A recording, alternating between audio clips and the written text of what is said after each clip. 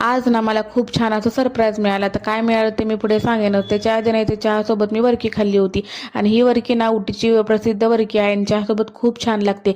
आणि ते सकाळीच ना नित्या पहाटेच उठून बसली होती आणि तिचीच ना तासभर खेळली आणि नंतर झोपून गेली आणि खूप वेळ झोपली होती. नंतर ती उठली आणि आम्ही दोघींनी छान अशी आंघोळ केली. नंतर तिला इथे टोमॅटो खायला दिला आणि मी गेले कपडे वगैरे धुतल्यानंतर मी लागले लगेच स्वयंपाकाला. आणि इथे ना भेंडी करायची होती म्हणून भेंडी धुवून ठेवली आणि भेंडी धुतल्यानंतर लगेच चिरून केली ना तर ती खूप चिकट होते म्हणून इथे सुकायला ठेवल्याने लागल्यात ना भाकरी करून घेतल्या. भाकरी झाल्यानंतर लगेच भेंडी सुद्धा केली आणि नित्याला ना थोडीशी मीठ लावलेली भेंडी सुद्धा साईडला करून ठेवली होती. मग नित्याला इथं भेंडी आणि भाकरी चारली आणि आम्ही जेवताना नित्याचा हा उद्योग सुद्धा चालू होता. तिला दही खायला खूपच आवडतं. दुपारचं जेवण वगैरे झाल्यानंतर ना आम्ही बाहेर गेलो होतो कारण मला डेली वेअरसाठी ना कपडे घ्यायचे होते. मग कपडे घेऊन लगेच घरी आलो आणि नित्याला झोपवलं कारण नंतर आम्हाला संध्याकाळी दवाखान्यात जायचं होतं. मग संध्याकाळी आवरून दवाखान्यात आलो आणि इथे ना थोडीशी गर्दी होती, त्याच्यामुळे ना आम्ही वाट बघत बसलो होतो की आमचा नंबर कधी येईल.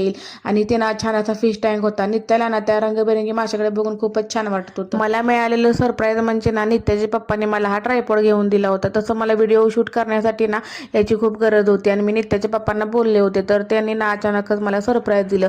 तसं तर ना एक स्त्री जर काय करत असेल आणि त्याच्यामध्ये जर तिचा नवरा जर साथ देत असेल ना तर त्या स्त्रीला आणखी काय हवं असतं. हो ना, तुम्हाला काय वाटतं ते मला कमेंटमध्ये नक्की सांगा.